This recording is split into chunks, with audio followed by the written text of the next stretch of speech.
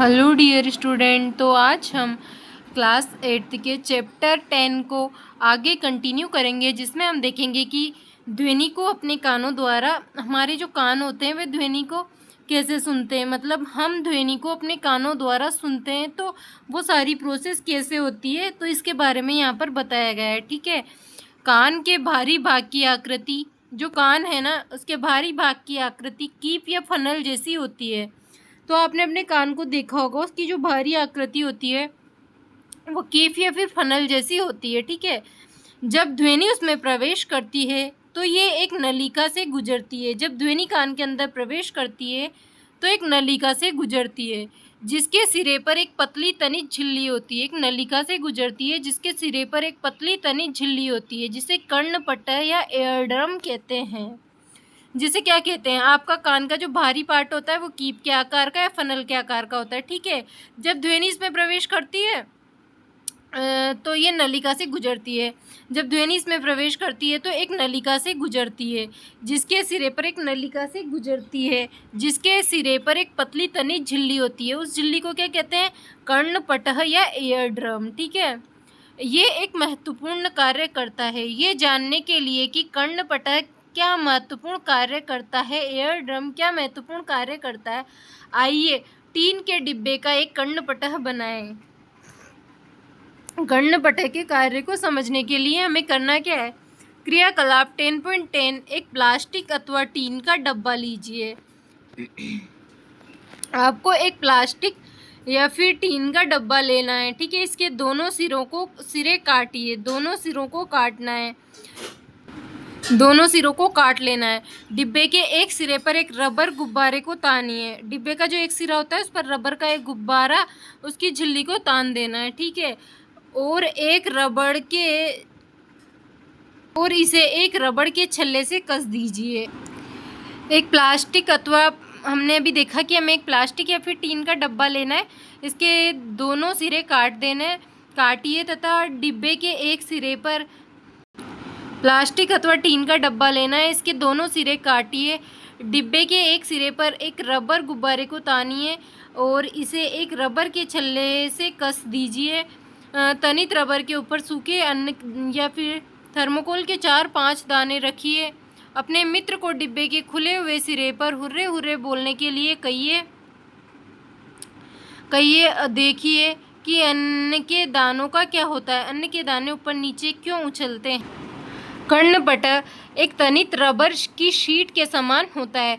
जो हमारा कर्णपटल होता है वो तनित रबर की शीट के समान होता है। ध्वनि का जो कंपन होता है कर्णपटल को कंपित करता है। कर्णपटल कंपन को आंतर कर्ण में भेज देता है। जो कर्णपटल ईयरड्रम होता है वो कंपन को जो आंतरिक कर्ण इनर ईयर होते हैं वहाँ तक भेज देता है। वहाँ से संकेतों को मस्तिष्क में भेजा जाता है। फिर इस प्रकार हम ध्वनि को सुन सकते हैं। ठीक है। यहाँ डायग्राम दिया गया है, इसमें आप देखिए बाहर से कैसा होता है, ये बाहर से कान को ऐसे दिखाया गया है। ये कैसा होता है, कीप के आकार का या फिर फनल के आकार का हम बोल सकते हैं। कैसा होता है, फनल या फिर कीप आकार होता है कान। ठीक है। इससे जब ध्वनि प्रवेश करती है, इससे जब ध्वनि अंदर प्रवेश, यहाँ से, तो फिर क्या होता है, यहाँ से ध्वनि प्रवेश किया तो क्या होता है, नलिका के सिरे पर एक तनित झिल्ली होती है जिसे हम क्या कहते हैं, कर्णपटल। ये देखिए कर्णपटल ये झिल्ली है, इसे कर्णपटल बोलेंगे। ठीक है। कर्णपटल जो होता है एक तनित रबर सीट के समान होता है। ध्वनि के कंपन जो होते हैं वो कर्णपटल को कंपित करते हैं और कर्णपटल कंपन को अंतर कर्ण मतलब इनर ईयर तक भेज देता है। वहाँ से फिर संकेत इनर ईयर, ये रहा अंतर। जो कर्णपटल होता है वो इन संकेतों को आंतरिक कर्ण इनर ईयर तक भेज देता है। इनर ईयर से ये संकेत मस्तिष्क तक चले जाते हैं और इस प्रकार सुन सकते हैं। ठीक है। अब यहाँ देखिए, मानव कान का चित्र देख लिया आपने। हम पहली बोलती है, हमें कभी भी अपने कानों को कोई तीखी, नुकीली या कठोर वस्तु नहीं डालनी चाहिए। ये कर्णपटल को क्षति पहुंचा सकती है, जिससे सुनने की क्षमता या शक्ति कम हो सकती है। ठीक। अब हम देखेंगे कंपन का आयाम।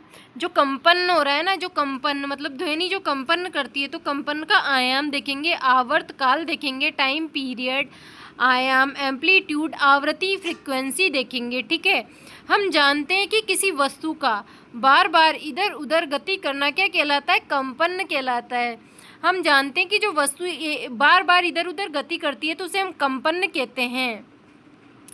इस गति को दोलन गति भी कहते हैं। या तो हम कंपन कह लो या फिर दोलन गति कह लो।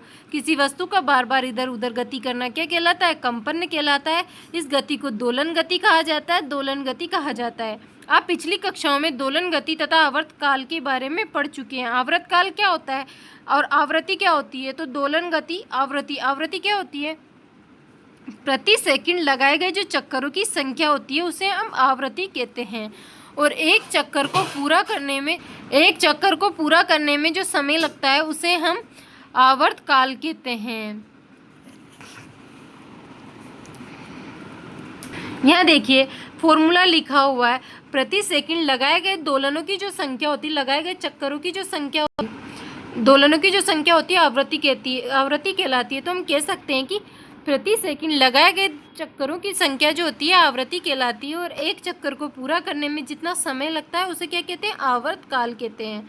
यहाँ पर भी यही लिखा हुआ है आपकी बुक के अंदर कि प्रति सेकंड होने वाले दोलन समझते हो? मतलब एक साइकिल को पूरा करना, चक्कर जिसे बोलते हैं। प्रति सेकंड होने वाले दोलनों की संख्या को दोलन की आवृत्ति कहते हैं। मतलब एक सेकंड में जितने चक्कर होते हैं उसे हम आवृत्ति कहते हैं। प्रति सेकंड लगाए गए चक्करों की संख्या को आवृत्ति कहते हैं। ठीक है, आवृत्ति को हर्ट्ज में मापा जाता है, जिसका संकेत को हम कैपिटल H और Z से दिखाते हैं। एक हर्ट्ज आवृत्ति एक दोलन प्रति सेकंड के बराबर होती है। यदि कोई वस्तु एक सेकंड में 20 दोलन पूरे करती है तो इसकी आवृत्ति क्या होगी? तो यहाँ देखिए, यदि एक सेकंड में 20 दोलन पूरे कर रही है तो उसकी आवृत्ति 20 हर्ट्ज होगी। ठीक है, यहाँ पर यही कहा है कि एक ध्वनि उत्पन्न करने वाली वस्तु को देखे बगैर भी आप उस अनेक सुपरिचित ध्वनियों को पहचान सकते हैं। तो यहाँ पर बताया गया है कि जैसे मान लो आप एक कमरे में बैठे हो, बाहर से किसी ने आपको आवाज़ लगाई तो आप पहचान जाओगे कि यह आवाज़ किसकी है, अगर आपने पहले उसकी आवाज़ को सुना हुआ है या फिर आप उस पर्सन को जानते हो। सुपरिचित ध्वनियों को पहचान सकते हैं। ये कैसे संभव होता है? तो ध्वनि की गुणता के कारण। तो देखिए इसके लिए आवश्यक है कि ध्वनियाँ भिन्न भिन्न प्रकार की हो। क्या आपने कभी सोचा है कौन से कारक इन्हें भिन्न बनाते हैं? आयाम और आवृत्ति किस ध्वनि के दो महत्वपूर्ण गुण हैं? तो आयाम क्या होता है? माध्य तरंग का जो कंपन होते हैं उनका माध्य स्थिति से जो अधिकतम विस्थापन होता है वो आयाम कहलाता है। प्रति सेकंड लगाए गए चक्करों की जो संख्या होती है वो आवृत्ति कहलाती है। और एक चक्कर को पूरा करने में जो समय लगता है वो आवर्त काल कहलाता है। ठीक है, क्या हम ध्वनियों में उनके आयाम और आवृत्तियों के आधार पर अंतर कर सकते हैं? तो आइए देखते हैं। प्रबलता और तारत्व। तो आवृत्ति, एक धातु का गिलास और एक चाय का चम्मच लीजिए। एक चाय का चम्मच लीजिए, चम्मच को धीमे से गिलास के किनारे से टकराइए। उत्पन्न हुई जो ध्वनि है उसे सुनना है। आप गिलास पर चम्मच जोर से आघात कीजिए, फिर ध्वनि को सुनिए, फिर उत्पन्न ध्वनि को सुनिए। क्या गिलास पर जोर से आघात करने पर ध्वनि अधिक प्रबल हो जाती है? अब गिलास के किनारे को छूते हुए थर्माकोल की एक छोटी सी गेंद लटकाइए। एक गिलास को कंपन करवाइए। देखिए कि गेंद कितनी दूर विस्थापित होती है। गेंद का विस्थापन गिलास के कंपन की आयाम है। जैसा कि मैंने बताया कि जो कंपन हो रहा है तो गिलास में कंपन के आयाम की मापे। ध्वनि की प्रबलता इसके आयाम पर निर्भर करती है। किसी कंपित वस्तु का आयाम अधिक होता है तो इसके द्वारा उत्पन्न ध्वनि प्रबल होगी। जब आयाम कम होगा तो उत्पन्न ध्वनि मंद होगी। ध्वनि प्रबल होती है, यदि आयाम कम होगा तो ध्वनि मंद होगी। एक गिलास को पहले धीमे तथा बाद में अधिक बल से आघात कीजिए। अब दोनों स्थितियों में गिलास के कंपन की तुलना कीजिए। किस स्थिति में आयाम अधिक है? ध्वनि की प्रबलता, ध्वनि उत्पन्न करने वाले कंपन। ध्वनि की जो प्रबलता होती है वो ध्वनि उत्पन्न करने वाले कंपन के आयाम के जो वर्ग होता है उसके समानुपाती होती है। प्रबलता आयाम के वर्ग के समानुपाती होती है। उदाहरण के लिए यदि आयाम को दो गुना किया जाता है तो प्रबलता 4 गुना बढ़ जाएगी। ठीक है। प्रबलता को डेसिबल मात्रक में व्यक्त करते हैं। निम्न सारणी विभिन्न स्रोतों से आने वाली ध्वनि की प्रबलता का कुछ बोध कराती है। यहाँ पर बताया गया है कि ध्वनि की जो प्रबलता होती है वो ध्वनि उत्पन्न करने वाले कंपन का जो आयाम होता है उसके वर्ग के समानुपाती। यदि आयाम 2 गुना तो प्रबलता 4 गुनी। प्रबलता का मात्रक डेसिबल। निम्न सारणी में स्रोत ध्वनि प्रबलता की कुछ बोध कराता है, मतलब कौन से डेसिबल पर कौन सी सामान्य ध्वनियों का बोध कराता है। देखिए, सामान्य श्वेशन मतलब 10 डेसिबल होता है। मंद फुसफुसाहट जो बातचीत होती है, मंद फुसफुसाहट 30 डेसिबल। सामान्य बातचीत या वार्तालाप 60 डेसिबल।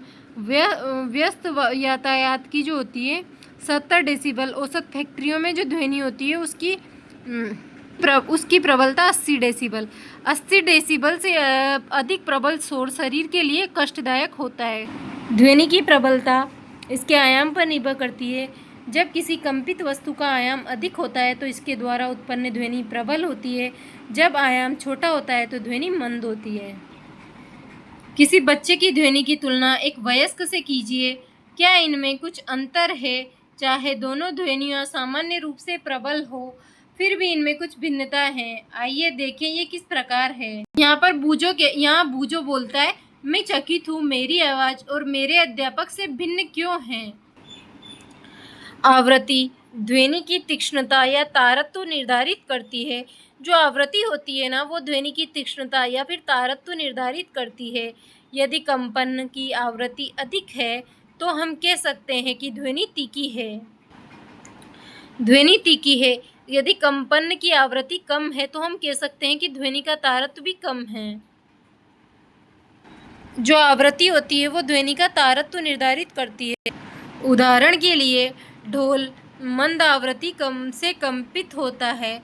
जो ढोल होता है ना, वो मंद आवृत्ति से कंपित होता है, मतलब इसमें कम तारत्व की ध्वनि उत्पन्न होती है। दूसरी ओर सीटी की आवृत्ति अधिक होती है और इसलिए अधिक तारत्व की ध्वनि उत्पन्न होती है। पक्षी उच्च तारत्व की ध्वनि उत्पन्न करता है, जबकि शेर की दहाड़ का तारत्व मंद होता है। तथापि शेर की दहाड़ अत्यधिक प्रबल है, जबकि पक्षी की ध्वनि दुर्बल होती है। यहाँ पर क्या है, यदि आवृत्ति अधिक है ना तो तारत्व भी अधिक होगा। आवृत्ति बढ़ेगी तो तारत्व बढ़ेगा। और आवाज़ कैसी होगी, तो उसकी आवाज़ जो है मतलब मंद कम होगी, आवाज़ पतली होगी, पतली। और यदि तारत्व अधिक है तो आवृत्ति भी अधिक होगी, लेकिन आवाज़ कैसी होगी, तारत्व कम है, आवृत्ति कम है तो तारत्व भी कम होगा और आवाज़ कैसी होगी, मोटी, जैसे कि पुरुषों की आवाज़ होती है। आप प्रतिदिन बच्चों और वयस्कों की आवाज़ सुनते हैं। क्या आप उनकी आवाज़ में कोई अंतर पाते हैं? क्या आप कह सकते हैं कि बच्चे की आवाज़ की आवृत्ति वयस्क की आवाज़ की आवृत्ति से अधिक है? तो बिल्कुल, उस बच्चों की जो आवृत्ति होती है वो वयस्क की आवृत्ति से अधिक होती है। सामान्यतः एक महिला की आवाज़ किसी पुरुष की अपेक्षा अधिक आवृत्ति की अतः अधिक तीखी होती है। तो आज हमने आवृत्ति, आवृतकाल, तीव्रता, तारत्व इनके बारे में पढ़ा। जो आवृत्ति होती है वो तारत्व पर निर्भर करती है, तारत्व आवृत्ति पर निर्भर करता है, हम कह सकते हैं ऐसा। और जो प्रबलता होती है वो आयाम के वर्ग के समानुपाती होती है। तो आज के लिए हम इतना ही रखते हैं। आगे हम कल देखेंगे श्रव्य अथवा अश्रव्य ध्वनियाँ। तो आप इसे रीड कीजिए, आपको अच्छे से समझ में आएगा जब आप इसको पढ़ेंगे। जैसे मैंने पढ़ाया, आप घर पे जाके इसे जब भी आपको टाइम मिले घर पे जाके आप इसे डे बाई डे, जैसे मैं पढ़ाती हूँ, आप भी इसे पढ़िए घर पे जाके, तभी आपको कुछ समझ में आएगा।